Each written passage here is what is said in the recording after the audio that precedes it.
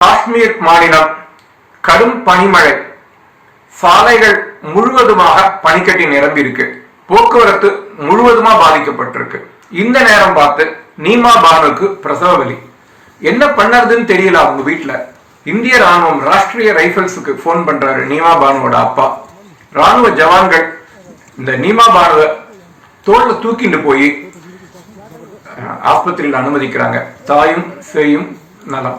இந்திய ராணுவம் ஆபத் பாந்தவன். பனிக்கண்டம் அப்படின்னு அழைக்கப்படுற அண்டார்டிகால சோதனை செய்யறதுக்காக, ஆராய்ச்சி நடத்துவதற்காக ஒரு விஞ்ஞானிகள் குழு ஒண்ணு இந்தியாவிலிருந்து, அதாவது கோவாலிருந்து கிளம்பி அண்டார்டிகாவை நோக்கி பயணம் தொடங்கியிருக்கு.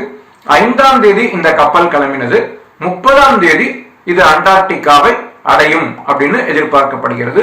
விஞ்ஞானிகள் குழு அங்க சில மாதங்கள் தங்கி இருந்து ஆராய்ச்சி செய்வார்கள். இதனால ஜெகன்மோகன் ரெட்டி முதலமைச்சரா இருக்காருங்க. அங்க இப்போ 100க்கும் மேல இருக்கிற இந்து கோவில்கள் மேல தாக்குதல் நடக்கிறது. பல சாமி சிலைகளை கூட உடைச்சிருக்காங்க. இதுக்கு பின்னணியில கிறிஸ்துவ மிஷினரிகள் இருக்காங்க அப்படின்னு ஒரு சிலர் சொல்லறாங்க.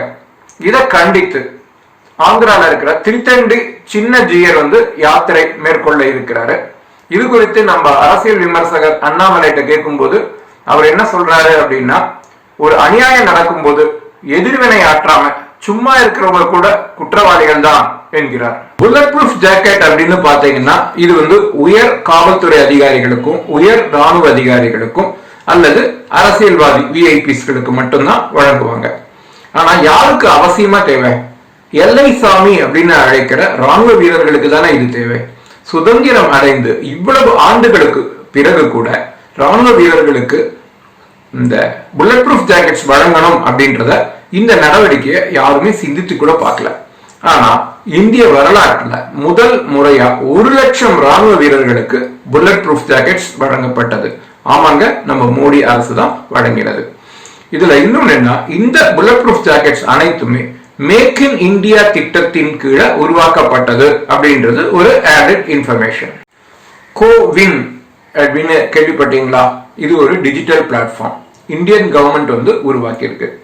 வேக்சின் மேனுஃபேக்சரர் அந்த இடத்துல இருந்து வேக்சின்கள் மாநிலங்களுக்கும், மாநிலங்களிலிருந்து மாவட்டங்களுக்கும், மாவட்டத்திலிருந்து நிறைய வேக்சினேஷன் சென்டர்களுக்கும் இந்த கோல்டு ஸ்டோரேஜ் மூலமா எப்படி வேக்சின் டிராவல் ஆகுது, இது எல்லாமே டிஜிட்டல் முறையில கண்காணிக்கப்பட்டது. அது மட்டும் இல்லைங்க, வேக்சின் பண்ண போற பயனாளிகள் ஆன்லைன்ல தான் ரெஜிஸ்டர் பண்ணிக்கணும். அவங்க பண்ணி முடிச்ச உடனே அவங்களுக்கு அக்னாலஜ்மெண்ட்டும் சரி, சர்டிபிகேட்ஸும் சரி, அனைத்துமே இந்த கோவின் பிளாட்ஃபார்ம் மூலமா டிஜிட்டலா மானிட்டர் பண்ண போறாங்க. டபுள் டெக்கர் பஸ் பார்த்திருக்கோம், டபுள் டெக்கர் ட்ரெயின் கூட பார்த்திருக்கோம், டபுள் டெக்கர் குட்ஸ் ட்ரெயின் பார்த்திருக்கோமா? 1.5 கிலோமீட்டர் நீளம், 2 மடங்கு பொருளை எடுத்துட்டு போறது, 2 மடங்கு வேகத்துல போறது. யார் பண்றதுன்னு பாக்குறீங்களா? நம்ம இந்தியன் ரயில்வே தாங்க. மத்திய பிரதேசம் மாநிலம் நர்மதா நதியில ஓம்காரேஸ்வர் டேம் அப்படின்ற ஒரு அணை இருக்கு. அங்க உலகிலேயே மிக பிரம்மாண்டமான சோலார் பிளான்ட் அமைகிறது. 600 மெகாவாட் சூரிய சக்தியை இந்த சோலார் பிளான்ட் உற்பத்தி செய்ய உள்ளது. Our government believes in an integrated approach for energy planning. Our energy agenda is all inclusive. Since 2014, we have brought in various reforms across the oil and gas sector. These reforms cover exploration and production, natural gas marketing and distribution. We plan to achieve one nation, one gas grid. We also want to shift to gas-based economy. The use of natural gas has several environmental benefits. The government is taking policy initiative to increase the share of natural gas in India's energy basket from 6% to 15%. Crores of rupees would be invested in the oil and gas sector in this decade itself. Dedication of this Kochi-Mangaluru natural gas pipeline of GAIL is a part of our journey to move towards one nation, one gas grid. Kochi Mangaluru case pipeline திட்டம் வந்து அண்மையில பாரத பிரதமர் Narendra Modi inaugurate பண்ணாரு.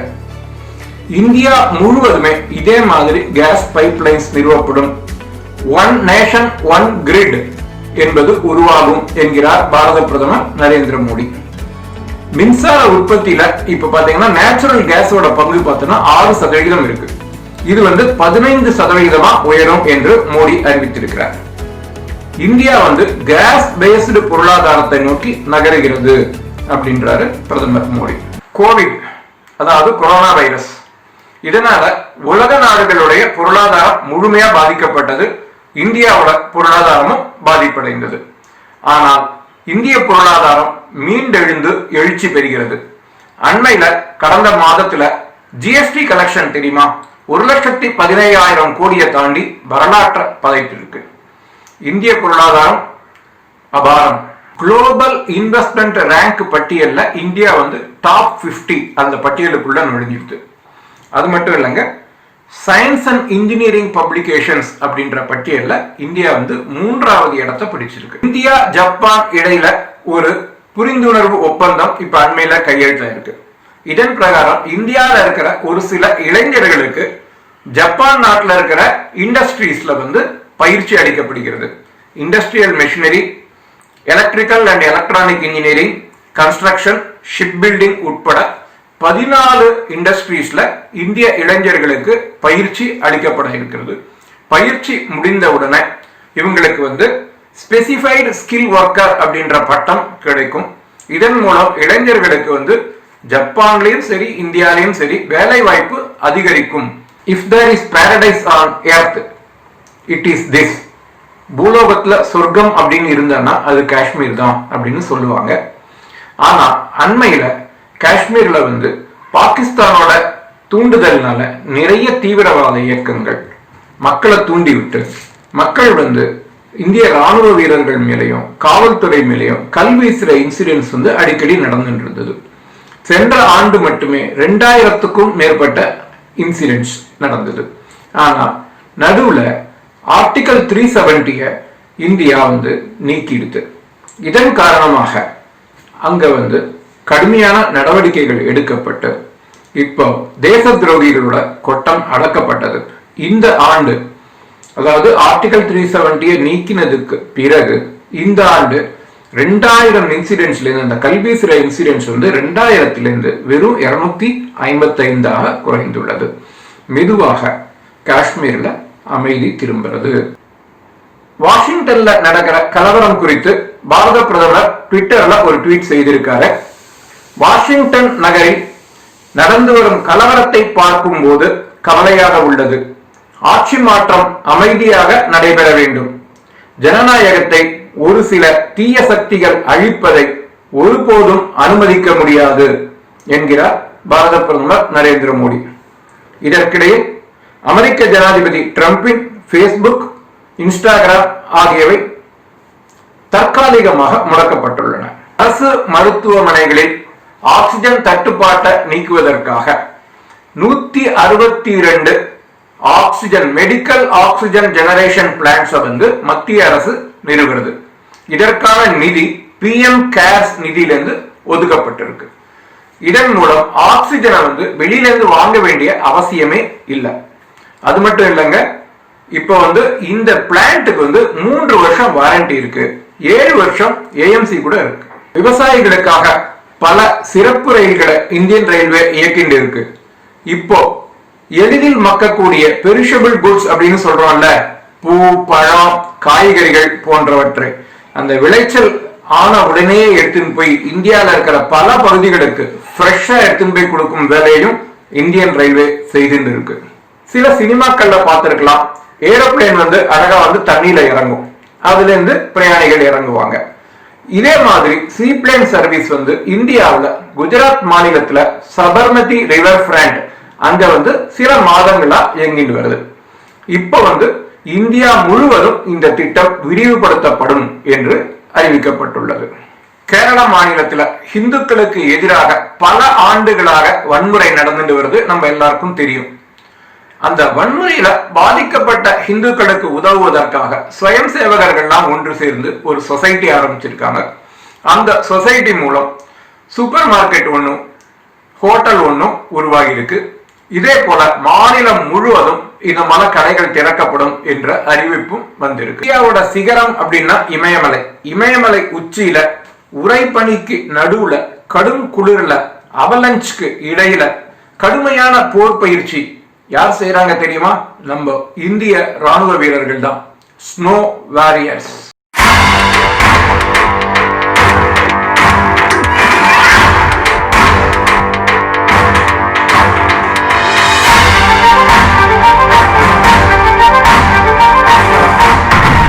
The mighty Himalayas,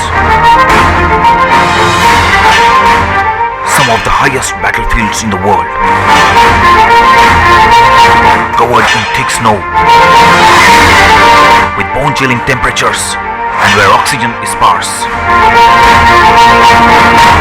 Only the toughest day to defend these heights. What does it take to make a warrior who can brave these conditions? We bring to you the legend of India's toughest brave hearts.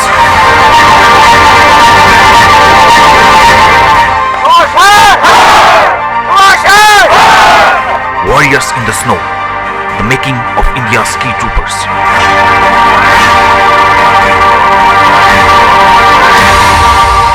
Tata நிறுவனத்துல பணிபுரிந்த ஒரு ஊழியர் 2 ஆண்டுகளாக அலுவலகத்துக்கு போக முடியாதபடி உடல்நிலை சரியில்லாம போயிடுச்சு. ஒரு நாள் காலை அவங்களுக்கு மிகப்பெரிய ஆச்சரியம். ரட்டன் டாடா அவரை பார்த்து விசாரிக்கிறதுக்காக அவரோட இல்லத்துக்கே வந்துட்டாரு. இந்த புகைப்படம் பார்த்தீங்கன்னா சமூக வலைதளங்கள்ல வைரலா இருக்கு. நேர்மை நாணயத்துக்கு மட்டும் இல்லைங்க, மனிதாபிமானத்துக்கும் ரட்டன் டாடா மிகவும் மதிக்கப்படுகிறார். I can tell you that I'm consciously using that expression. The voter has been bullshitted for too long in the name of schemes. The voter in this country does not trust the Congress schemes. Forget it.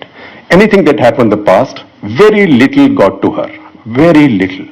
This time, LPG, the house, even if you, government didn't build a house for you, you were building a house, they gave you 1.5 lakhs. One after the other. And I was looking for evidence to the contrary.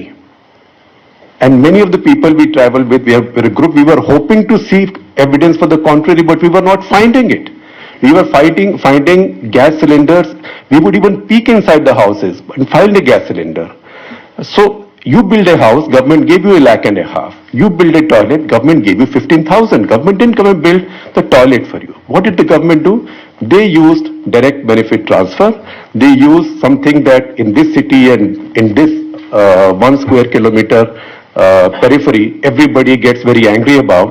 They used the JAM Trinity, that is Jan Dhan account, Aadhaar and Mudra loans.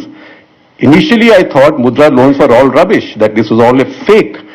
But when I have videos, Mr. Shobha Lal sitting 50 kilometers from Azamgarh, Dalit saying that I got 50,000 rupees Mudra loan, made this chai shop, I repay 1,300 rupees every month.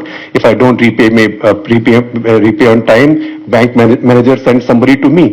And then came back and checked the larger data. 4.81 crore people have got Mudra loans and 2.1 lakh crores have been dispersed. Now, I have to say this very honestly, that we journalists and the commentariat chose not to see it.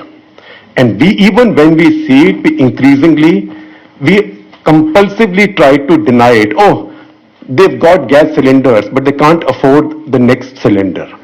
But that is their problem. The fact is they've got one. Then, oh, but the next one is full price. It's a lie. The next one is not full price. Next one you pay the full price, you get your subsidy amount back in your bank account. But once you have the connection, you are empowered. Once you have the toilet, oh, but water is not there. Water will come. The fact is that these people had never seen the delivery of anything.